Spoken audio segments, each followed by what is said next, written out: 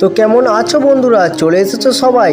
তো এইবারের দুর্গাপুজোয় মাকে দর্শন করার জন্য লাগবে মোটা অঙ্কের টাকা। কি বলছি বুঝতে পারছেন না?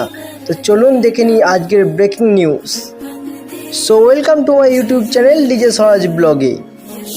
তো বন্ধুরা, আপনাদের কাছে অনুরোধ রইল ভিডিওটা স্কিপ না করে পুরো দেখতে থাকুন। দেশে কী সব চলছে এটা সূচনা ইতিমধ্যেই হয়ে গিয়েছে, দেখতে দেখতে পুজোও চলে এলো।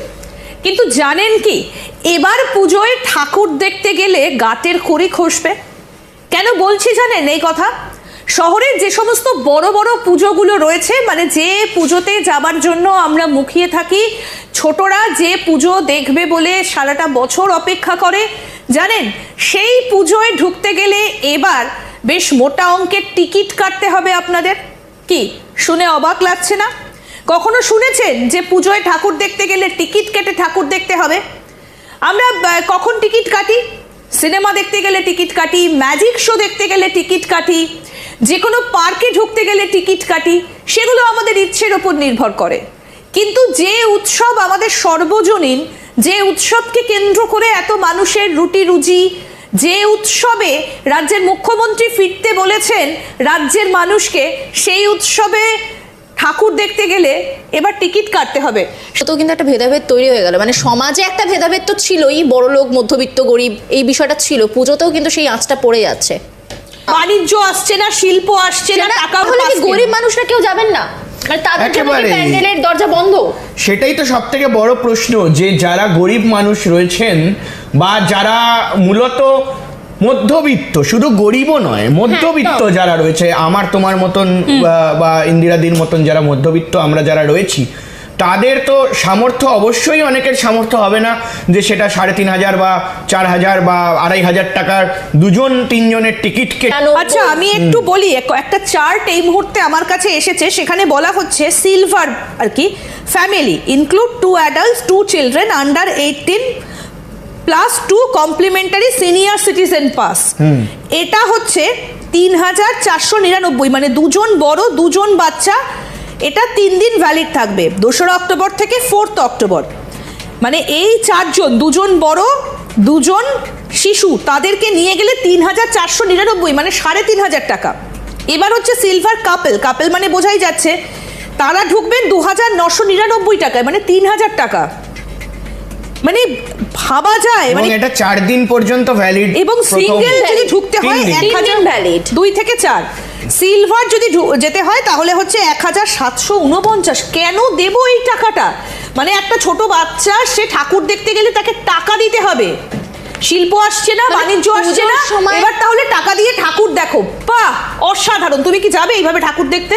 না, একেবারেই নয়, এই প্রশ্নই ওঠে না। কারণ মূলত আমরা জানি যে আমাদের পুজোর সময় অনেকের অফিসে, অনেকেরই অফিসে হয়, সবার হয়তো হয় না, কিন্তু অনেকেরই অফিসে বোনাস হয়, অনেকে বোনাস পান, অনেকে টাকা খরচ করেন। কিন্তু সেই টাকাটা খরচ করি আমরা কিসে?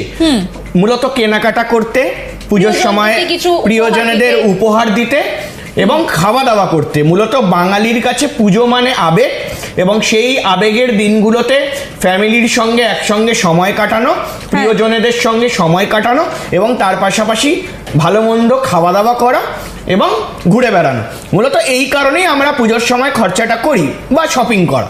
তো সে জায়গায় দাঁড়িয়ে এই যে বাড়তি খরচ, এবং আমি জানি না যে কতটা এলিট ক্লাসের লোকজন এই টিকিট কেটে এখানে আরো একটা বিষয় আছে ইন্দিরা এবং অনির্বাণ, যেটা হচ্ছে যে বাড়িতে যারা বয়স্ক থাকেন, আমরা ভাবি কি যে পুজোর একদম শুরুর দিকটাতে তাদেরকে নিয়ে গিয়ে ঘুরিয়ে নিয়ে চলে আসে। অদ্ভুতভাবে দেখো, এই টিকিটগুলো কিন্তু 2 থেকে 4 তারিখ অবধি ভ্যালিড।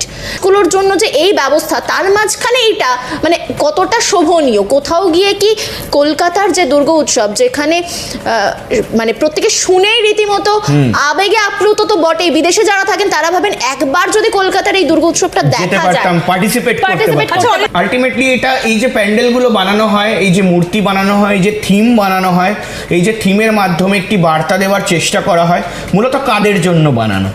মানুষের জন্য বানানো, মানুষকে বার্তা দেওয়ার জন্য, এবং লাখো লাখো মানুষের সমাগম হয় সেখানে।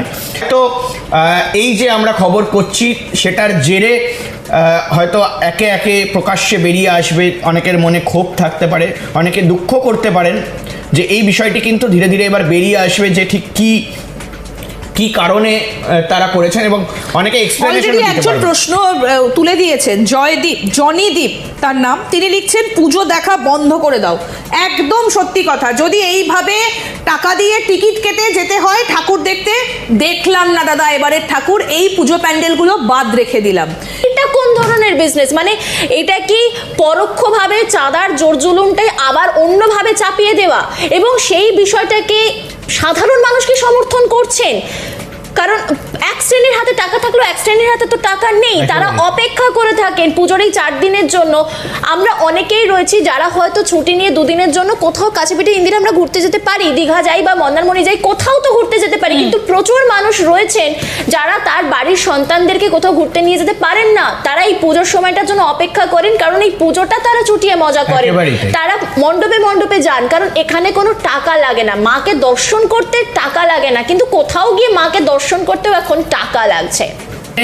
যে এই যে কয়েকদিন থাকবে, যে পঞ্চমীর পর ষষ্ঠী, পঞ্চমী ষষ্ঠী সপ্তমী অষ্টমী, সেখানেরও একটা টিকিট আমি দেখলাম এবং সেখানে মূলত 500 টাকা লাগছে এবং সেখানে বোধহয় 25টি পুজো কমিটিকে তালিকা করা হয়েছে এবং সেখান থেকে আপনারা ভিআইপি পাস কিনতে পারবেন এবং মূলত এটাই এই মুহূর্তে মানে বিষয়টা হলো, দেখো যেই সময় মানে ভিড় অনেকটা কম থাকে, নিয়ন্ত্রণে থাকে, সেই সময় তুমি প্রচুর টাকা দিয়ে যাও, কারণ তখন বাইরের মানুষদেরকে অ্যালাউ করা হবে না। কোথাও কিন্তু সেই ছবিটা দেখা যাচ্ছে। অদ্ভুত, মানে বাণিজ্য হচ্ছে না, শিল্প হচ্ছে না, পাস কেন টাকা দিয়ে। একেবারেই তাই, মানে টাকা ইনকামের একটা সহজ পন্থা, কারণ অনেকেই রয়েছেন যারা যেতে চান, কিন্তু সত্যি কি সাধারণ মানুষ নেবে? আপনাদের এই প্রশ্নটা আপনাদের জন্যও রাখছি যে আপনারা বলুন এই মুহূর্তে সেই পাসগুলো আপনাদেরকে আমরা দেখাচ্ছি, দেখুন যে কি ছবি আপনারা দেখতে পাচ্ছেন, দেখুন এবং তারপরে আপনারা বলুন যে আপনারা এবার দেখুন, দেখে বলুন, ভাবুন যে আপনারা কি যাবেন এইভাবে টিকিট কেটে ঠাকুর দেখবেন কি? বা যে ছোট্ট বাচ্চাটা গ্রাম থেকে আসছে ঠাকুর দেখবে বলে, সেই বাচ্চাটা কি করে ঠাকুর দেখবে এবার, সেই প্রশ্নটা উঠে আসছে। এবং পুজো কমিটিগুলোর কাছেও প্রশ্ন, আপনারা যে এইভাবে টিকিটের দাম নির্ধারণ করেছেন, এটার জন্য আপনারা কি ভাবছেন? মানে সাধারণ মানুষ যারা উৎসবে ফিরছেন তারা কতটা উৎসবে ফিরতে পারবেন? কারণ প্রান্তিক মানুষগুলোর কথা আপনারা বোধহয় ভাবতে ভুলেই গেছেন। অনেক আলোচনা করলাম আমরা এই বিষয়টা নিয়ে, এখন দেখার যে শেষ পর্যন্ত কি হয় বা পরিস্থিতি কোন দিকে যায়, এই পাসগুলো উইথড্রল করা হয় কিনা, সাধারণ মানুষের কি প্রতিক্রিয়া, আপনাদের কমেন্টের অপেক্ষাতেও আমরা রইলাম।